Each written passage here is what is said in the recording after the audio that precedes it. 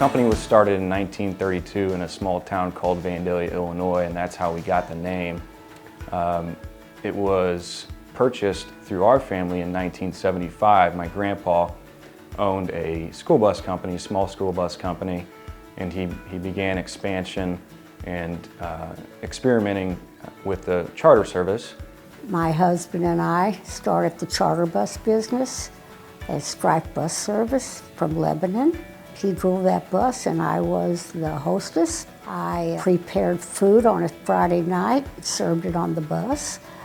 Went from sandwiches to fried chicken until my husband had to fry the chicken one Friday night. He decided to find a restaurant in Kentucky that did lunches, and so we did that. But we started out doing trips to Nashville, to the Grand Ole Opry, and he booked the hotel and everything.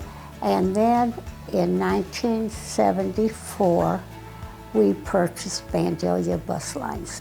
Mid-60s, early 70s, we were all young. My dad's trying to struggle to make ends meet to run this business, to run a business and feed a family. You know, we had 10 in our family by the time I was 10 or 11. We all had to work hard. You know, people came up from good old hard working days, farming and what have you. My dad was, struggling to grow some businesses and get businesses going, and he had 10 mouths to feed. So what better to do is have your kids work in the business. You know, at age 7, 8, 9, or 10, you go in the shop and clean the bathrooms, empty the trash, and those types of things. You do that for a couple of years, and all the while you're going to school and trying to get educated and want to play sports like any other kid would in high school. So if you were playing sports, you weren't working, so you had to do that after your sports. We moved here when I started 3rd grade. We were here from 3rd grade to 8th grade for me. We lived above the business here, so I was playing in the shop a lot, riding my bicycle down in the shop. I used to go bug the mechanics for quarters for the soda machine. And I used to come here between school runs and work. I worked in the garage, helped mechanics out, did stuff, clean up stuff. And when we were in Lebanon, we used to drive them to the back street down to the car wash and wash them, and I was probably 15 years old at that time, and then I started driving coaches when I got old enough to get a CDL, and I drove coaches all over. I remember interesting what was a good thing. I mean, my dad had all kinds of business, and I was driving cars when I was 13 years old in city streets in a little town of Lebanon, and the cops knew me, so they never bothered us. But that was cool, couldn't hardly see over steering wheel at age 13 years old, and that's where you got into work. And my dad said, man, he can drive a car at age 13. He can go out and wash all these buses. We ran a school bus business, and we had these little minivans, 15-passenger minivans that we transported special ed students around. And boy, I loved to be able to drive it. I mean, sure, I had to wash them, but man, I was able to drive from one side of town to the other to go wash them. Somebody had to do it, so I was cool. I'd go around, drive by my friend's house and honk the horn. I worked side by side with my husband and learned how to do all the bookkeeping and what have you to run the operation. We eventually moved up above the business for maybe 5 years, so it was very convenient for us. If we didn't get it done during the day, we finished it in the evening, and then we grew from there.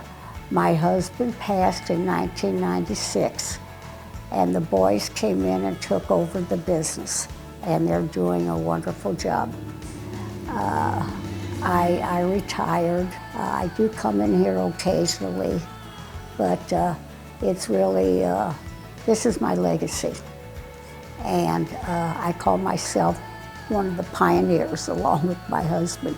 90 years, that's a huge milestone. You think where it's come and what it's been through, World War II and the pandemic. It's 90 years, that's a long time for any business, but let alone a family company to sustain that longevity is a huge milestone, a huge mile marker for anybody to be proud of, and it means a lot to me that we've lasted this long and continue to be profitable and growing and sustaining our business.